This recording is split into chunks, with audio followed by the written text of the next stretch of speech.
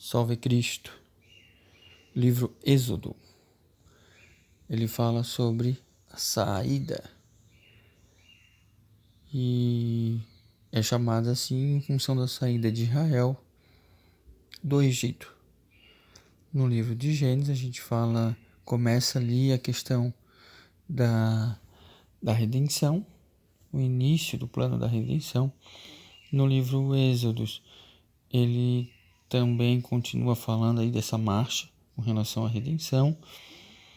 Em Gênesis fala da redenção na questão individual dos indivíduos, do ser humano, e em Êxodos então da nação inteira de Israel, lembrando sempre que Israel é como um símbolo para a terra toda.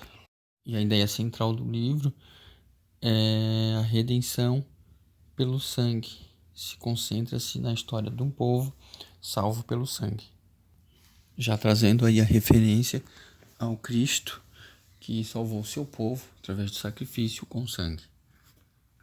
Então a gente teve Israel no cativeiro, Israel, o povo redimido, ali com Deus, a sua viagem ao Monte Sinai, o recebimento da lei através de Moisés, os 10 mandamentos, e Israel em adoração. Nós temos a festa da Páscoa, que representa alguns tipos da nossa redenção, como a saída do Egito, do próprio Cordeiro, entregue e no sangue, e depois na ressurreição, após 3 dias, o sangue esparzido nas portas, o pão asmo e a passagem pelo Mar Vermelho.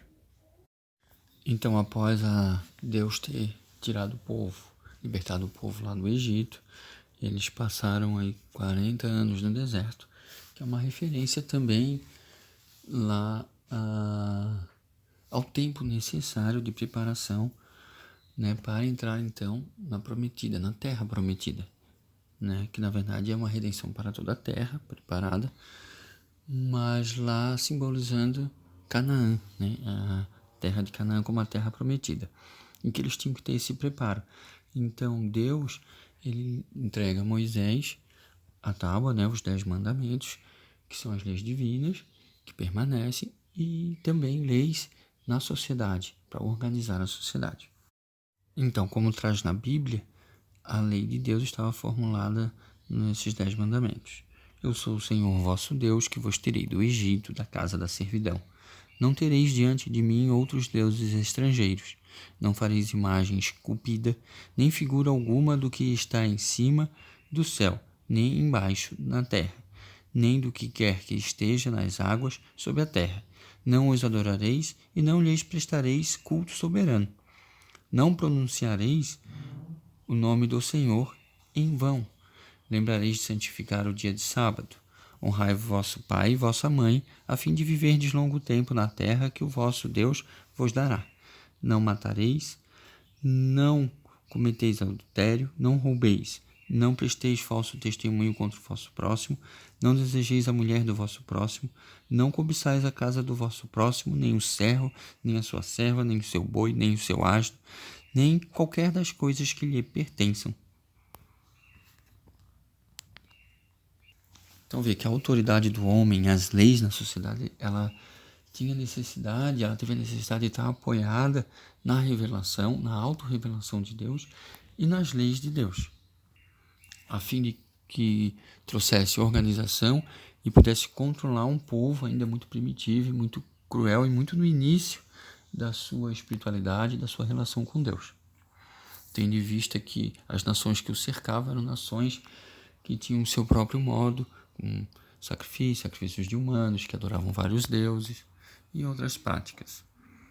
Então a gente vê as leis do Antigo Testamento trazidas por Moisés, teve como base Moisés, e o Novo Testamento, então, o Cristo, aquele que trouxe realmente a boa nova, uma outra visão do mundo e do ser humano e da relação com Deus. Aí depois, ali com relação à adoração, que Deus pede para construir então um tabernáculo, a tenda da consagração, e o tabernáculo do testemunho. E ali ele faz também uma referência, já que o Deus ele está em todos os lugares, ele é o Criador, portanto ele está em tudo, ele é imanente, ele está tanto no menor, tanto na terra, como além de tudo isso, então ele é imanente, mas é uma referência para que a gente recorra à intimidade, né? Um lugar sagrado, fazendo referência à nossa própria intimidade, ao nosso íntimo, ao nosso coração, e que o adore de coração.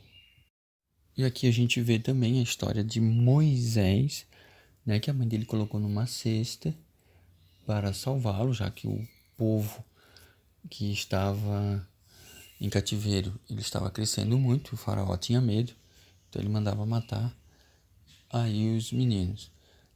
E ele foi encontrado pela filha do faraó e ele foi adotado e ficou sendo criado com o faraó.